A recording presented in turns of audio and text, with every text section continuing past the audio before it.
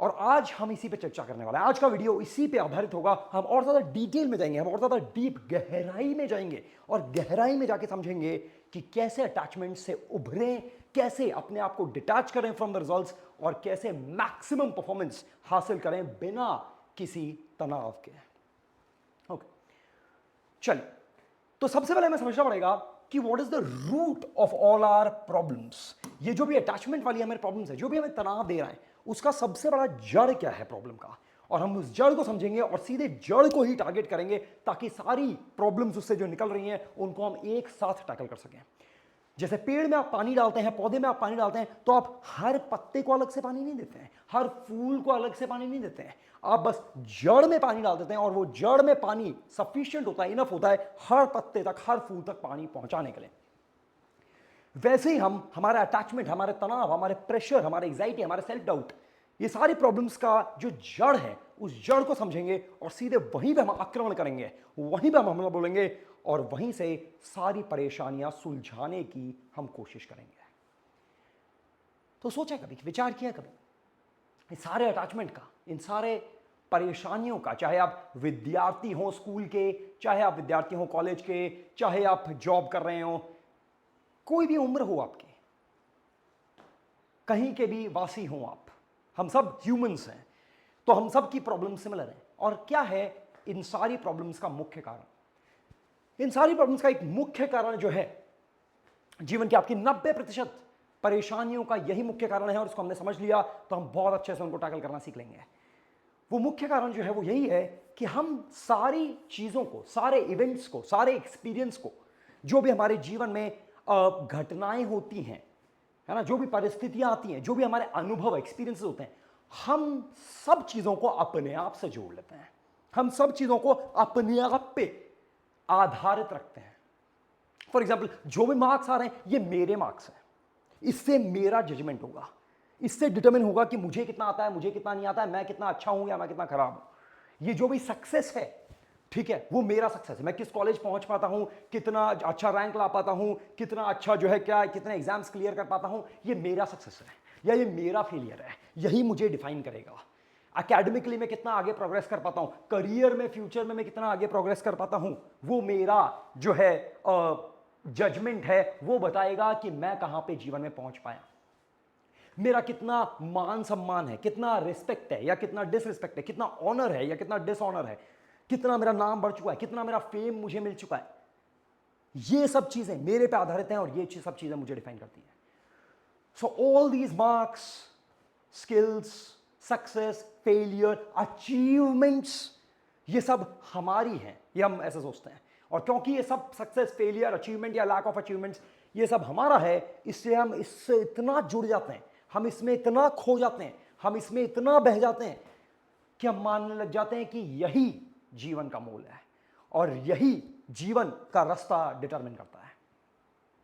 और अगर हमने ये सारी चीजें अचीव कर ली, जो भी एक सफलता का मार्ग हमें दर्शाया जाता है जब हम 5वीं 6वीं कक्षा में होते हैं तभी से, कि ये सफलता का मार्ग है, ऐसे मार्क्स लाओ, ऐसा रैंक लाओ, ऐसा कॉलेज जाओ, और ये सफलता का मार्ग हमने, या जो भी अपने मन में हमने धारणा बना रखी है, उस मार्ग पे हम पहुंच के जो भी एक्सपेक्टेशंस थी वो हमारी पूरी कर दी तो हम एक सफल इंसान बने, बहुत बढ़िया। पर ये पूरी नहीं हुई तो हम तो किसी लायक नहीं रहे। Okay, and this causes us what we call as, जो अगेन लास्ट टाइम हमने बात की थी, the greed of success and the fear of failure. तो ये है सबसे मुख्य कारण कि हम अपने आप को इतना सेंटर स्टेज क्यों मानते हैं, अपने आप को पूरे यूनिवर्स, पूरे का केंद्र क्यों मानते हैं, है ना। और क्या यही आसपास की बाहरी चीजें जो हमारे जीवन, वो जरूर जीवन का पार्ट है और we have to go through them, वो सारे एकेडमिक्स या सारे करियर्स हमें जीने हैं, पर क्या वही एकमात्र चीज हमारे जीवन का मोल और हमारे जीवन का मूल्य क्या दर्शाती है? क्या वो इतना उसको महत्व देना जरूरी है क्या जितना हम देते हैं? So this is the main reason of all our problems, right, कि we attach so much to all these marks, success, failure, academic progress, career progress, achievements. हम सब कुछ अपने आप से, अपने नाम से, अपनी शक्ल से, अपने शरीर से इसको आधारित इतना मानते हैं कि यही चीजें हमें डिफाइन करती हैं। If we get all this we feel good, we feel successful, we feel कि मैं टैलेंटेड हूं, मैं स्किल्ड हूं, मैंने ये अचीव कर लिया, मैंने वो कर लिया, मैंने ये पहुंच गया. और if we do not get all this, then we feel we have no self worth, we have nothing to give and we are worthless. That is what we feel. पर क्या ये सच्चाई है क्या? क्या दुनिया ऐसी चलती है क्या? नहीं. This is what we call as false ego. इस तरह की विचारधारा को, इस तरह के बाहरी परिस्थितियों से, बाहरी दुनिया के ऑनर डिसऑनर, दुनिया के मान सम्मान, दुनिया की दी हुई उपाधियां, दुनिया की दी हुई अचीवमेंट से अपने लाइफ को जज करना, खुद ही अपने लाइफ का जज बन जाना based on these external things given by the external world. This is called false ego. और ये फॉल्स ईगो ही कारण है आपके बहुत सारी परेशानियों का या तनाव का या अटैचमेंट्स का जीवन में. पर why is this false ego? ये ईगो तो हमें समझ में आ रहा है, ईगो तो शब्द बहुत सुना है कि नहीं? ईगो सुनने में आता है बहुत कि ईगो नहीं रखना चाहिए, ठीक है ना? ईगो नहीं रखना चाहिए, अहंकार नहीं रखना चाहिए, ये तो बहुत सुना है. ये फॉल्स ईगो क्या है? झूठा ईगो. तो ईगो भी सच्चा झूठा ऐसा था क्या है? ये क्या है? झूठा ईगो क्या होता है? The reason it is called false, यानी कि झूठा, is because ये झूठा है. क्योंकि जब भी हम हर चीज को मैं पे आधारित रख रहे हैं, हर चीज का केंद्र को अपने आप मान रहे हैं, और मेरा सक्सेस, मेरा फेलियर, मेरा मार्क्स जोड़ रहे हैं, ऑल दिस इज फॉल्स. ये सब झूठा है.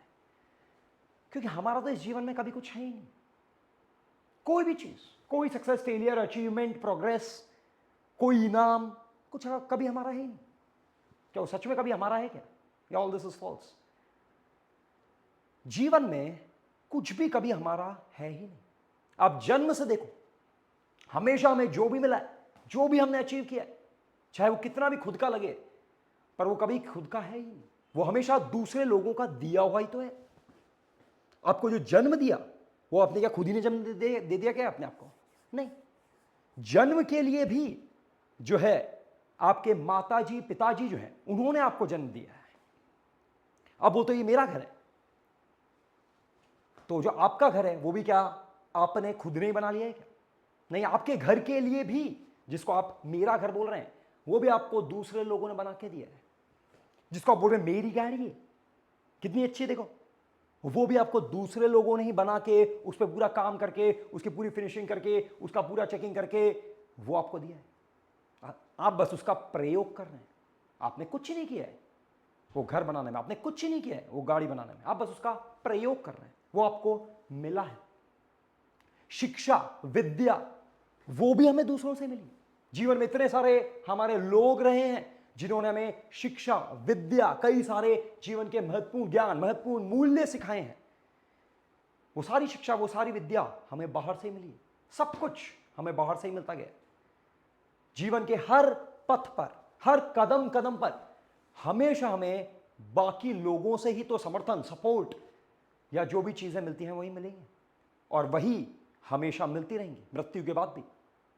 मृत्यु भी जब हो जाएगी इंसान की, तब भी जो सारे रिचुअल्स हैं वो क्या आप खुद करेंगे क्या? नहीं. वो भी कंधा देने के लिए भी 4 लोग आएंगे, ठीक है? वही मृत्यु के बाद भी कंधा देंगे, वही लकड़ियां लेके आएंगे. तो जन्म के समय पे भी, मृत्यु के समय पे भी, और बीच में भी हमेशा बाकी लोग ही हैं, परिस्थितियां ही हैं जो हमारे लिए सब कुछ कर रही हैं, और हम बस उनका प्रयोग करके एक एंड रिजल्ट लेके आ जा रहे हैं, और हम समझ रहे हैं कि हमने सब कुछ किया है, ये हमारा सक्सेस है. या फेलियर भी तो मेरा फेलियर है ना, मैं किसी लायक नहीं, या अचीव कर लिया तो मैं देखो कितना बड़ा हूं. सब कुछ we have got from this प्रकृति, नेचर. ये प्रकृति, ये नेचर, ये ब्रह्मांड ने हमें सब कुछ दिया है. So we should be grateful towards it, and we should realise that nothing is actually ours. चाहे वो कितना भी बड़ा सक्सेस हो या कितना भी बड़ा फेलियर हो, नथिंग इज आवर्स. हमें सब कुछ मिला है, हमने बस उस पे एंड रिजल्ट कर दिया है, हमने बस उसमें एंड में एक छोटी सी फिनिशिंग कर दी है, छोटा सा पॉलिश कर दिया है. That is all what we have done. So that is why we call this as the false ego. तो फिर अब उपाय क्या है? हम करें क्या? हम दृष्टिकोण रखें क्या? कैसे? और कैसे इस अटैचमेंट के दुनिया से बचें, कैसे ये अपने आप को गलत जजमेंट देने की कोशिश करें, है ना। एक फेमस saying है कि there will be a lot of people, there will be thousands of people who will doubt you, criticize you, insult you. Don't let one of that person to be yourself. तो कैसे हम बचें, कैसे हम बचें इस अननेसेसरी प्राइड से भी सक्सेस के दौरान और अननेसेसरी सेल्फ डाउट से भी फेलियर के दौरान, कैसे हम इन सब चीजों से ऊपर उठें। So we have to realise first that nothing is ours, and जो भी हमें मिला है वो मिला है इस यूनिवर्स से, इस ब्रह्मांड से, भगवान से। भगवान ही है, सारा सामर्थ्य है, सारी स्किल्स, सारी क्षमताएं हमें प्रदान करने वाला है। पथ पथ पर, कदम कदम पर जो हमें सब कुछ मिला है प्रकृति के रूप में, बाकी लोगों के रूप में, उसके मुख्य कारण भगवान ही है। तो भगवान से हमें सब कुछ मिलता जा रहा है और भगवान से हमें आगे भी सब कुछ मिलता रहेगा। Okay, so that is why it is important to realise कि हमारा ना कुछ कभी था, हमारा ना कुछ कभी रहेगा। Okay, so that is why we should not have greed for things we do not have, and we should not have fear of losing what we do have.